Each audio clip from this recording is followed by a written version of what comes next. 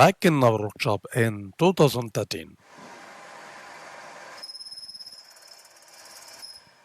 We were busy machining engine heads for Royal Enfield 350cc and 500cc old model motorcycles. We were on a mission to boost their power by swapping out carburetors and installing fuel injectors.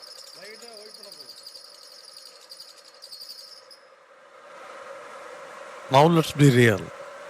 Sometimes we get to let go of some crucial parts like ECS and valuable sensors because they were just too pricey.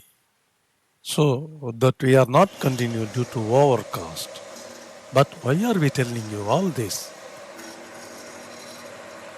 Well, our company is all about making modifications that really benefit you, the end users.